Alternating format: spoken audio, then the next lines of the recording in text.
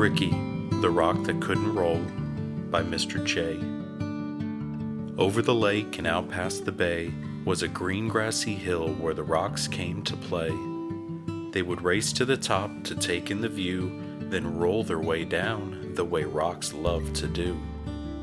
There were Kip, Pip, and Chester, and Marvin the Boulder. Ignatius played too, though he was much older. And a group called the Pebbles never ever sat still, zigzagging their way up and over the hill. Kai was a meteorite and not from this planet, and Maya was lava, but taken for granted. Stu was the smart one, Parker the clown, and grumpy old Ebert rolled round with a frown. Gabby was sassy, Lacey had flair, Emma was giggly, and Hud had black hair.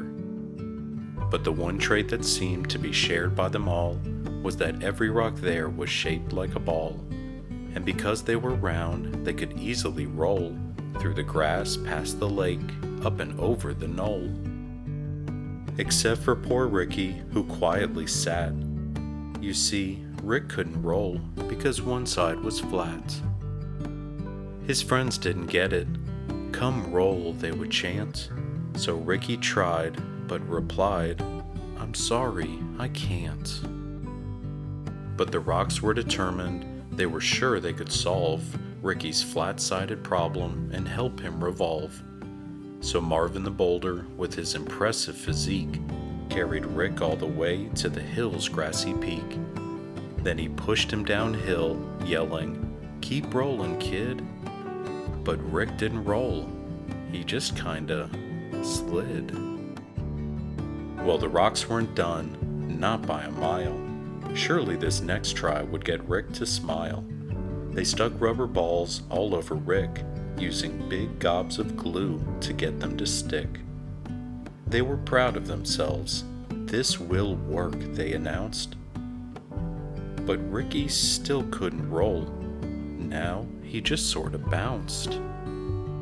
Well, they pushed and they pulled, trying every which way to get Rick to roll, but by the end of the day, nothing had worked just like Rick expected, and he ended up feeling depressed and dejected. "It's no use," Ricky sighed. "There just isn't a way, so I'll sit off to the side and watch you all play." But his friends wouldn't quit. "We're here for you, brother, and we'll get you to roll one way or another."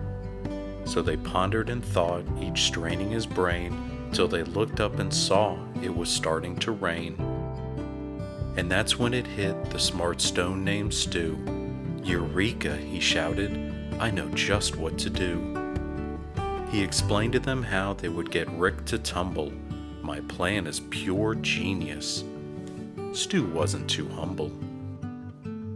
So they carried our hero down the road about a mile to the lake where they gathered up mud they could pile on the flat side of Rick, creating a mound that they shaped, smoothed, and sculpted until it was round. Then after the rain, with the sun in the sky, they left him to bake till the mud was all dry. They gathered up vines and one colorful feather that wrapped all around Rick to keep it together. When the last knot was tied and the work was all done, the only step left was for Rick to have fun. They stood back and watched, feeling nervous and tense, as Rick breathed in deep with increasing suspense. He moved slowly at first, testing out his new mold, and then, for the first time, Ricky the Rock rolled.